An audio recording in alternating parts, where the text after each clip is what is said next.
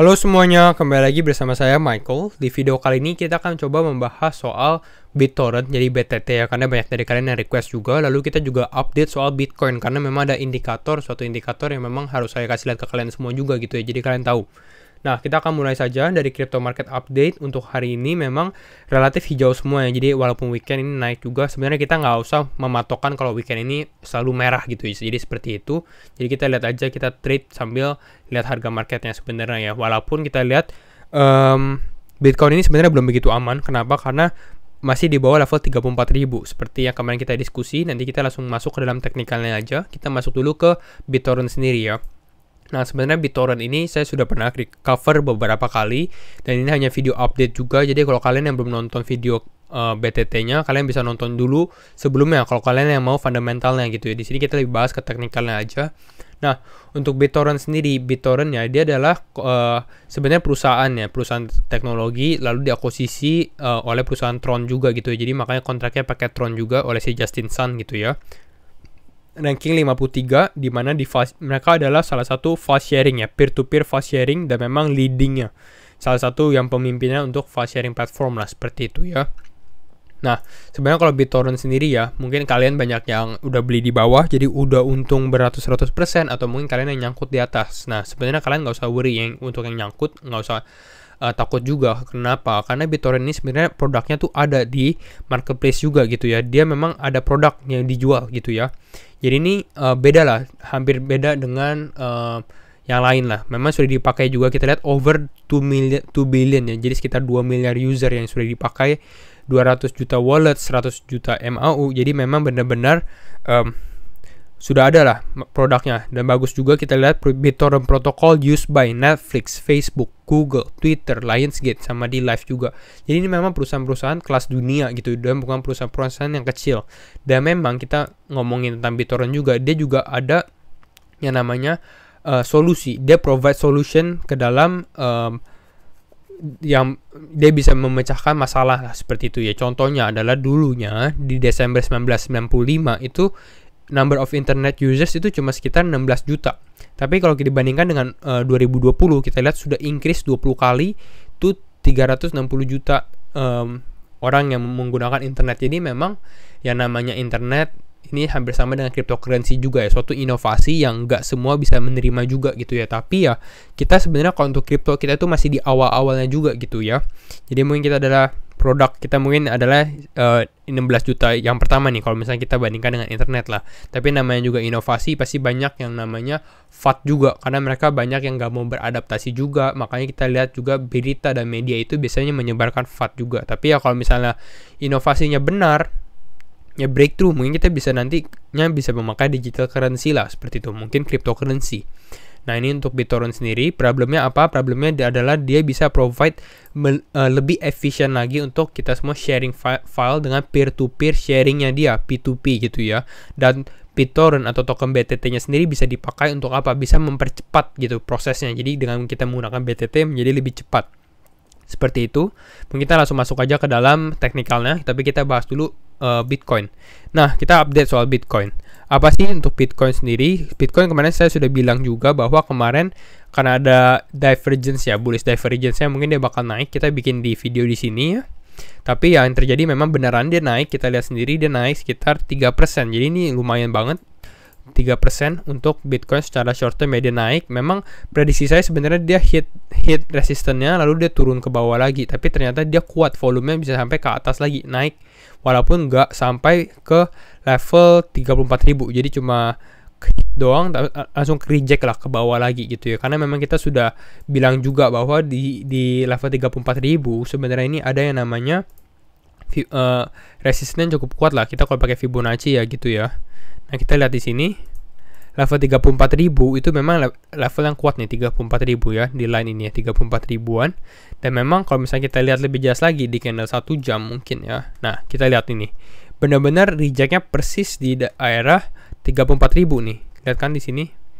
Nah, lalu dia turun lagi, dan sekarang dia mungkin masih di posisi ya support line-nya dia lah, support trend line-nya seperti itu ya, di symmetrical triangle. Jadi kita lihatlah perkembangannya bagaimana untuk Bitcoin sendiri. Tapi ya hopefully dia bisa naik lagi ke daerah 34.000. Itu sebenarnya yang kita harapkan gitu ya. Tapi ya Kalau misalnya dia turun, skenario-nya mungkin skenario yang lebih bearish lah, lebih turun lagi, mungkin bisa turun sampai ke 32.000. Itu untuk prediksi saya sendiri dan update soal harga Bitcoin aja. Nah, apa sih indikator yang saya mau kasih lihat ke kalian yang mungkin cukup penting, yaitu adalah ini sih. Jadi kita, mungkin kalian bentar ya, kita siapin dulu chartnya. Mungkin kita nggak usah lihat, kita ke time frame weekly, sorry. Nah, ini kita hide dulu. Nah, kita lihat di sini. Nah, di time frame weekly lalu kita memakai ini EMA 50 dan EMA 200. EMA 50 yang warna biru muda, EMA 200 yang warna merah muda gitu ya, pink ya. Nah, ini adalah EMA 50 dan kita lihat dulu. Yang pertama adalah yang kita harus perhatikan adalah nih, kita bisa lihat di sini EMA 50-nya ya. Bitcoin ini memang dia konsolidasi lah istilahnya di sini, tapi kita lihat di sini dia sudah hit EMA 50-nya secara target weekly ya. Nah, based on historical kita lihat nih pada saat apa dia bisa hit sorry, kita pakai garis logaritma dulu ya. Nah, seperti ini jadi lebih jelas. Nah, kita lihat dulu EMA 50-nya hit di sini, lalu kita lihat juga di sini pernah hit juga di EMA 50, lalu kita lihat juga di 2018 juga pernah kena juga, lalu di 2014 kalau tidak salah tadi saya lagi lihat juga. Nah, 2014 juga pernah hit. Nah, pada saat dia kena EMA 50, apa yang terjadi? Dia mengenai ini time frame weekly ya, untuk kalian semua yang nggak tahu. Nah, ini weekly, jadi dilihat beberapa candle hijau dulu. Dia hit ini ada beberapa candle dan dia bisa rally naik sampai 75% sebelum turun ke bawah lagi. Jadi bottomnya itu sekitar di EMA 200-nya, jadi di bawahnya lagi. Nah, kita lihat lagi kapan lagi nih. Nah, di sini di 2018 dia kena juga. Pada saat dia udah kena, dia naik lagi nih sekitar berapa? 50%. Jadi pertama 60-an atau 70-an, yang kedua 50%, lalu naik. Mungkin di sini orang namanya kalau udah naik ya orang senang, orang happy juga ya. Terus tiba-tiba turun lagi ternyata. Turun ke EMA 200-nya lagi. Lihat masuk. Jadi bottomnya istilahnya di EMA 200-nya. Lalu dia naik lagi, hit EMA 50-nya lagi di sini. Lalu dia ada kenaikan dulu beberapa, mungkin ini sekitar 1,5 bulan, 7 bar gitu ya. Naik sekitar 50% sebelum bottomnya di EMA 200-nya lagi gitu ya. Lalu sekarang adalah EMA 50-nya. Nah, sekarang kita coba prediksi deh. Kalau misalnya dia sekarang udah di bottom ya mungkin dia naik sekitar 50%. Tapi kita assume worst case scenario. Jadi mungkin dia bisa naik 40% lah, seperti itu ya. Kalau misalnya based on historical. Jadi kita kalau historicalnya bisa diulang kembali. Jadi hal yang sama akan terjadi gimana? Kalau kita hitung 40%-an gitu ya. 40% aja. Itu sekitar di 44.000, 45.000 lah, seperti itu ya. Nah, kalau misalnya kita tahu 45.000, 44.000 itu sebenarnya di posisi Wyckoff distribution kita. Mungkin kita balik lagi ke dalam Wyckoff kita. Ini kalau nggak salah chart kita di sini. Nah, ini adalah posisi 43-45 adalah posisi support line kita, dan ini yang mungkin yang bisa terjadi mungkin. Ini salah satu skenario di mana ya kita bisa nih, namanya orang-orang kalau misalnya sudah bullish dan naik kembali, mereka cukup senang juga pasti ya. Saya juga senang kalau misalnya naik ya. Nah, kita lihat di sini dia naik. Tapi sebelum naik ternyata hit LPSY-nya, last point of supply, lalu dia baru turun lagi ke bawah. Dan ini baru the real bottom yang terjadi gitu ya. Dan ini adalah yang kita takutkan sebenarnya. Tapi ini skenario bisa terjadi dengan based on historical, based dari yang sebelum-sebelumnya lah, seperti itu. Jadi kita harus tahu juga, jadi kalian heads up lah. Tapi artinya apa kalau misalnya seperti ini? Artinya adalah kita masih ada ruang nih untuk potensi untuk kenaikan lah. Sekitar 40%, 30% di Bitcoin.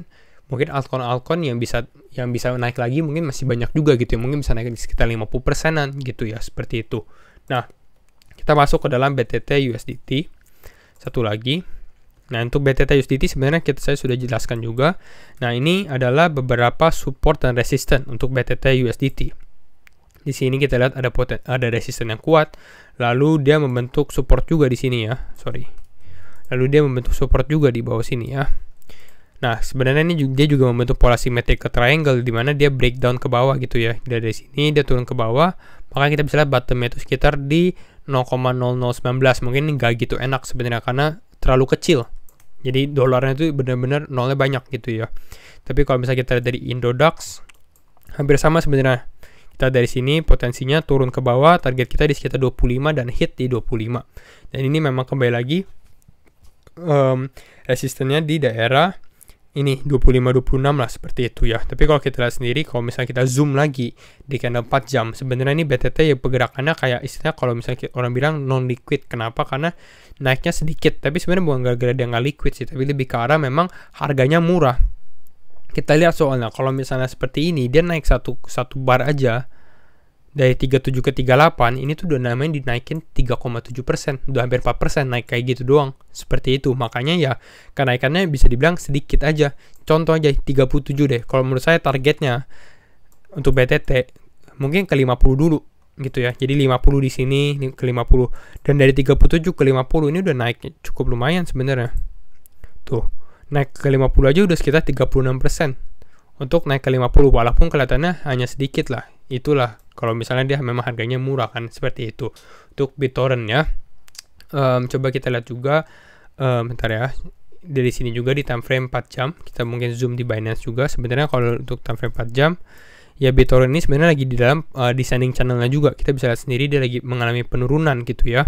Jadi ini untuk BitTorrent ya, hopefully ya dia kalau misalnya kita Bitcoin bisa naik sesuai yang kita prediksi juga dalam beberapa minggu ke depan, mungkin ya kita bisa lihat BitTorrent bisa breakout dari dia punya channel ini.